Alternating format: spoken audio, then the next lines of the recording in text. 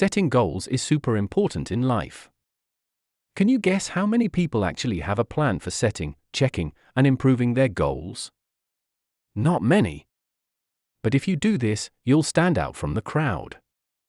Working hard on your goals, making plans, and reviewing them often can really make a big difference. It could even put you in the top 5% of successful people. Looking ahead to the future is crucial. We need to have a clear picture of what we want our future to look like. The future can be exciting if we plan it well. Some people are scared of the future because they haven't thought about it much. But the best way to face it is with excitement. And setting goals is the key. First, figure out what you want. Take some time to think about it. What skills do you want to learn?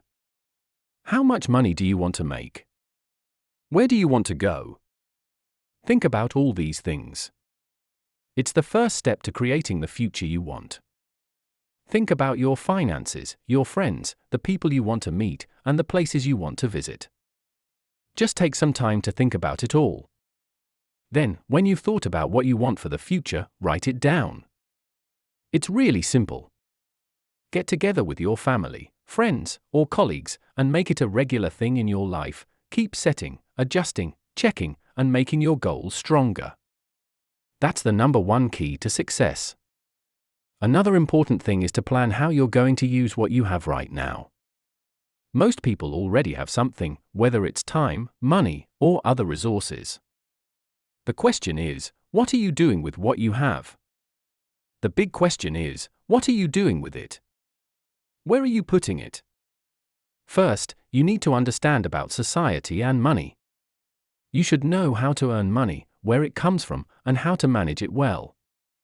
Kids should learn from a young age what to do with money.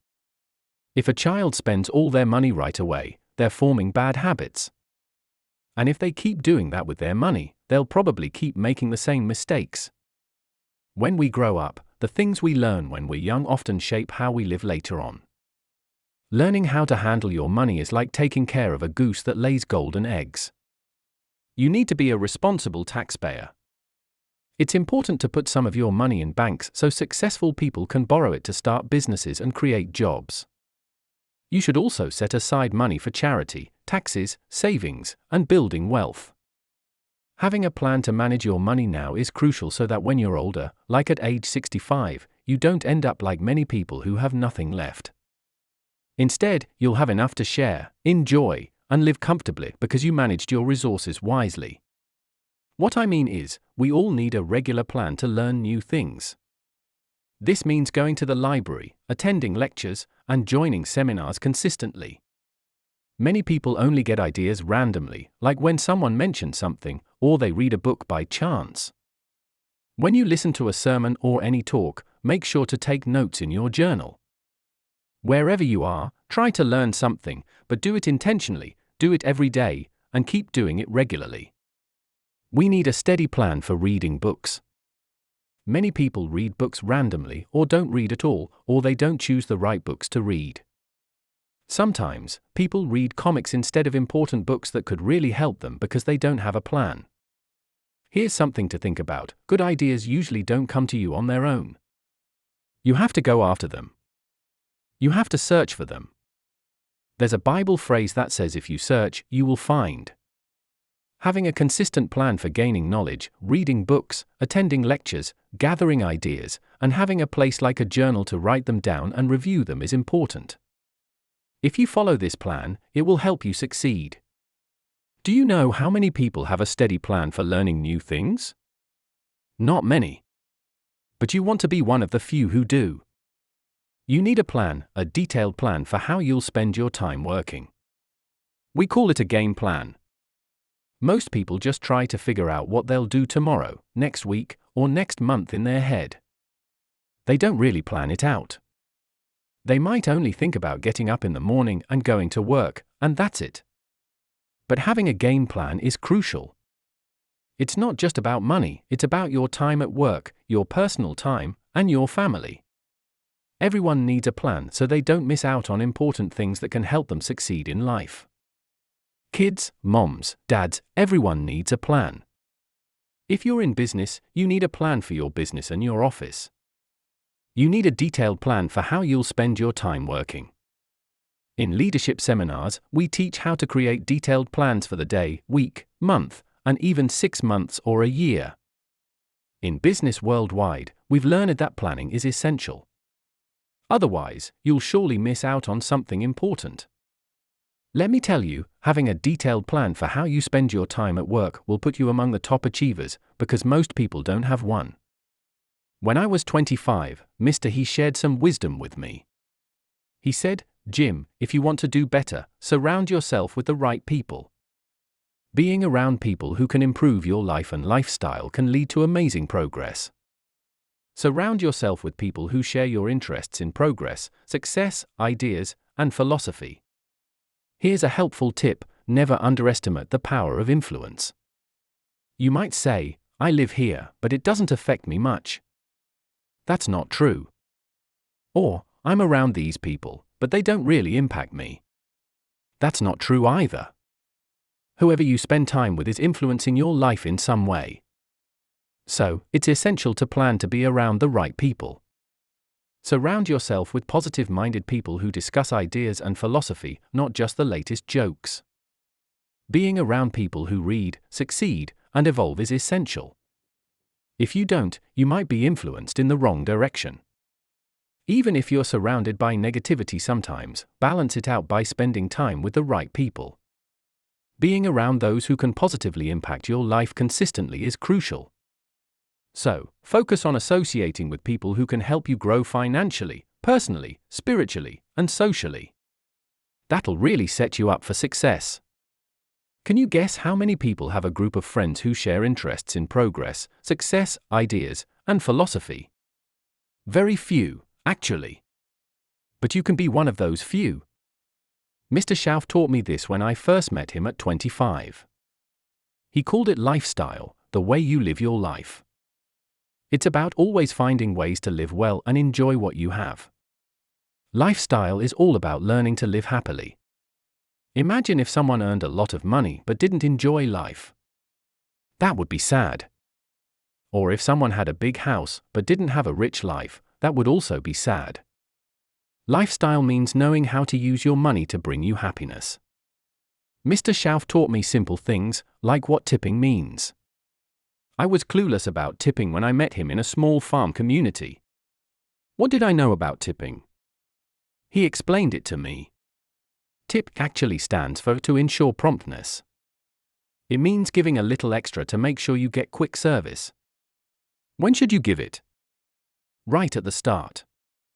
You don't wait to see if you get good service first.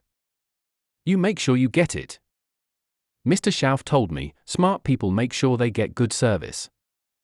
It's just one of the small things to learn about lifestyle, how to enjoy your family, your money, your time, and your thoughts. Finding ways to anticipate your family's needs with joy rather than resentment, and taking great delight in what you already have. Many people think, if I had more money, I'd be happier. But happiness is something you need to work on separately from money, because money alone won't make you happy. One of life's great lessons is that you can learn a lot. There's almost nothing you can't learn if you really want to. You could learn multiple languages, develop various skills, but it's important to have a timetable and a plan for developing those skills. Don't settle for being less than you can be. You don't want to reach the end of your life and realize you only lived a fraction of it and didn't become the person you could have been because you didn't take the time to develop your skills. Developing all your personal skills requires a lot of discipline, but it's definitely worth it. Attend classes and do everything you can to develop every skill you can, whether it's leadership, diplomacy, languages, or business. Keep a record of your goals. Looking back on my old list of goals, I realize how much it helped me. Some of the things I thought were so important 20 years ago aren't even on my list anymore. I've grown and changed. My advice is to decide what you want, narrow it down to 3 main priorities, keep your old list, and when you achieve something from one of your lists, check it off. Checking things off your list is part of the fun. I set a goal to visit Spain many years ago, and when I finally made my first trip there, I had my journal with me containing that list. As the plane landed in Madrid, I waited until the wheels touched the runway, then I checked it off, adding a little excitement to the moment. Checking things off your list is one of the enjoyable parts. Now, here's something important about making lists and planning your future. When the future becomes clear, the effort becomes easier because you need to remember, for every goal you set, there's a price to pay. Everyone has to pay that price. Everyone has to put in the effort, follow through with their plans, and stick to their disciplines. But here's what I've learned: when your goals are clear and meaningful, paying the price feels easier. Setting goals is tough work. It requires effort, and I understand that. That's why many people avoid it. It's hard work, and while many people work hard at their jobs, they don't put in the same effort to plan for their future. They let that slide. Planning takes effort. I know most people don't do it, but don't let that be you. Some people might say, well, I work hard at my job. By the time I get home, it's late. I have to eat, watch TV, and then go to bed. I can't spend half the night planning. These people are hard workers and sincere, but you need to be more than just sincere and a hard worker. You need to be a good planner.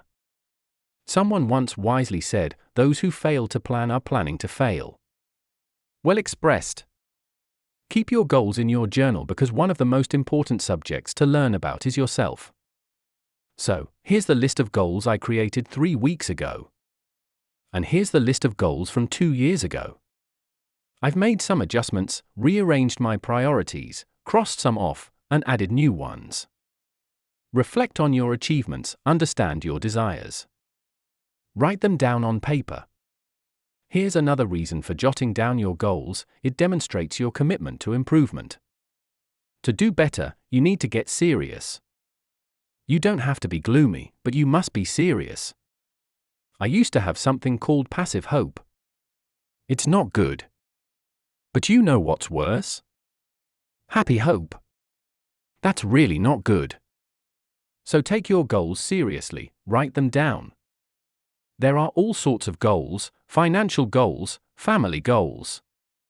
There's so much to work on that if you don't start now, time will pass, and in 5 years, you might end up where you don't want to be, wearing clothes you don't like, driving a car you don't want, being someone you don't want to be. Now is the time to fix it. And here's an important thing to remember: your goals affect you. Whatever they are, they affect your handshake, your attitude, your personality. They affect the way you walk, talk, and dress. Throughout the day, our goals influence us. But some people have really bad goals, and they end up feeling bad. Once, I asked a guy about his goals for the month, and he said, if I could just find enough money to pay these awful bills. That was his goal. I'm not saying it's not a goal, it is. But it's such a bad goal that it makes him feel bad. You don't wake up on Monday morning excited to go out and pay your bills. Usually, you feel like, oh no, another Monday. Some people have given up so much that they're just happy when Friday comes. That's sad. Everyone hopes things will get better. Even poor people hope for that. But I have to tell you something: hoping alone won't make the future better. You need a plan for that.